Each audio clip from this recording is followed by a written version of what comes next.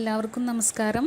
ഒരു എക്സൽ ഫയലിനെ എങ്ങനെ നമ്മൾ ഒരു പാസ്വേഡ് ഉപയോഗിച്ച് പ്രൊട്ടക്റ്റ് ചെയ്ത് വയ്ക്കും, ഇതാണ് ഇന്നത്തെ നമ്മുടെ വീഡിയോ. കാരണം പാസ്വേഡ് ഉപയോഗിച്ച് പ്രൊട്ടക്റ്റ് ചെയ്യുന്നതിൻ്റെ ആവശ്യകത എന്താണെന്ന് വെച്ച് കഴിഞ്ഞാൽ, നമ്മളൊരു സിസ്റ്റത്തിൽ വർക്ക് ചെയ്യുമ്പോൾ പ്രധാനപ്പെട്ട പല കാര്യങ്ങളും എക്സലിൽ ഡാറ്റാബേസിൽ സെറ്റ് ചെയ്ത് വെച്ചിട്ടുണ്ടായിരിക്കും.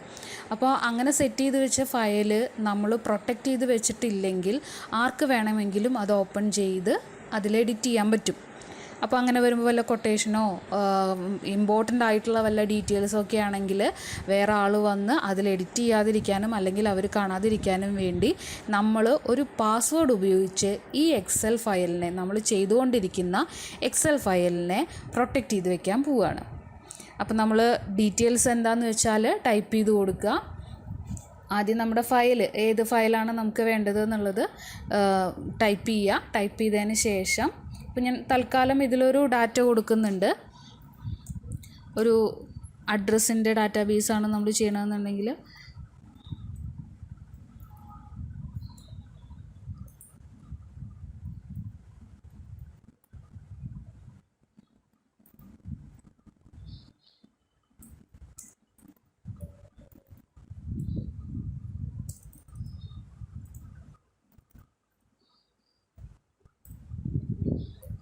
ഇതിൻ്റെ താഴെ നമ്മൾ ഡീറ്റെയിൽസും കൂടെ കൊടുക്കണം. അപ്പോൾ ഇതാണ് നമ്മുടെ ഫയൽ.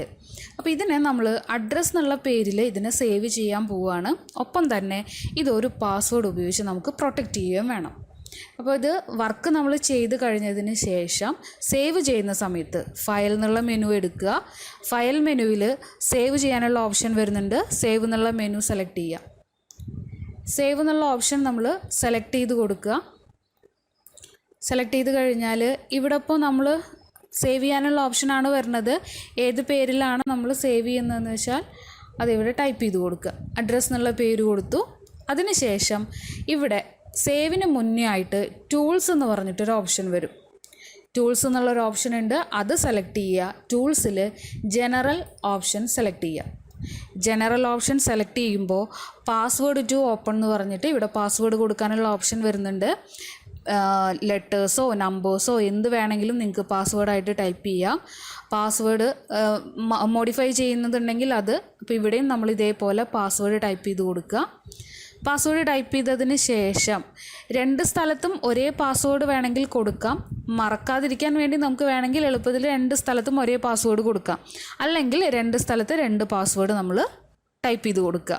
ഇവിടെ ഒരു പാസ്വേഡ്, രണ്ടാമത് വേറൊരു പാസ്വേഡ് കൊടുക്കാം. എളുപ്പത്തിനാണ് രണ്ട് സ്ഥലത്തും ഒന്ന് കൊടുക്കാമെന്ന് പറഞ്ഞത്, കാരണം നമ്മൾ മറക്കാതിരിക്കാൻ വേണ്ടിയിട്ട്.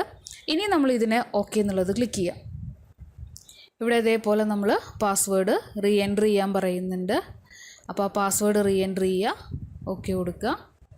മോഡിഫൈ ചെയ്യാനുള്ള പാസ്വേഡും റീ എൻട്രി ചെയ്ത് കൊടുക്കണം. അപ്പോൾ രണ്ട് പാസ്വേഡാണ് കൊടുത്തിട്ടുള്ളത് വെച്ചാൽ ആദ്യത്തെ പാസ്വേഡ് സെറ്റ് ചെയ്യുക, അത് കഴിഞ്ഞ് രണ്ടാമത്തെ പാസ്വേഡ് ഇവിടെയും കൊടുക്കുക. ഇനി ഇതിൽ ഓക്കെ എന്നുള്ളത് ക്ലിക്ക് ചെയ്യുക. ഓക്കെ എന്നുള്ളത് ക്ലിക്ക് ചെയ്തതിന് ശേഷം നമ്മൾ സേവ് എന്നുള്ളത് കൊടുക്കുകയാണ്.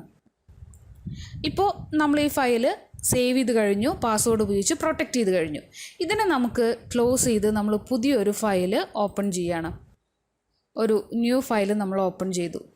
ഇനി നമുക്ക് നേരത്തെ നമ്മുടെ ഫയൽ അഡ്രസ്സ് എന്ന് പറഞ്ഞിട്ടുള്ള ഫയൽ ഇപ്പോൾ ക്ലോസ് ആയി. ഇവിടെ ഒരു ഫയൽ മാത്രമേ, ഒരു എക്സൽ ഫയൽ മാത്രം ഓപ്പൺ ആയിട്ട് കിടക്കുന്നേ ഉള്ളൂ. അപ്പോൾ നമ്മൾ ഇവിടെ നിന്നുകൊണ്ട് നമുക്കിനി നേരത്തെ നമ്മൾ സേവ് ചെയ്ത് വെച്ചിട്ടുള്ള അഡ്രസ്സ് എന്ന് പറയുന്ന ആ എക്സൽ ഫയലിനെ ഓപ്പൺ ചെയ്യണം. അപ്പോൾ വീണ്ടും നമ്മൾ ഫയൽ എടുക്കുന്നു. ഫയലിൽ ഓപ്പൺ എന്നുള്ളത് സെലക്ട് ചെയ്യുക. ഓപ്പൺ എന്നുള്ളത് സെലക്ട് ചെയ്തതിന് ശേഷം അഡ്രസ്സ് എന്നുള്ളത് സെലക്ട് ചെയ്യുക. ഇതായിരുന്നു നമ്മുടെ ഫയൽ. അഡ്രസ്സ് എന്നുള്ളത് സെലക്ട് ചെയ്ത് ഓപ്പൺ എന്നുള്ളത് കൊടുക്കുക. അപ്പോൾ ഇവിടെ നമ്മുടെ പാസ്വേഡ് ചോദിക്കും. പാസ്വേഡ് കൊടുക്കാതെ നമുക്കതിനെ ഓപ്പൺ ചെയ്യാൻ പറ്റില്ല. റീ എൻട്രി ചെയ്യുക പാസ്വേഡ്. രണ്ടാമത്തെ പാസ്വേഡാണ് പറഞ്ഞത്. രണ്ടാമത്തെ പാസ്വേഡ് ഇവിടെ കൊടുത്ത് ക്ലിക്ക് ചെയ്ത് കഴിഞ്ഞാൽ ഇപ്പോൾ കണ്ടു, നമ്മൾ നേരത്തെ സേവ് ചെയ്ത് വെച്ചിട്ടുള്ള ഫയൽ ഓപ്പൺ ചെയ്യാൻ പറ്റും. അപ്പോൾ ഒരു എക്സൽ ഫയലിനെയാണ് നമ്മൾ മൊത്തത്തിൽ ഒരു പാസ്വേഡ് ഉപയോഗിച്ച് പ്രൊട്ടക്റ്റ് ചെയ്ത് വെച്ചത്.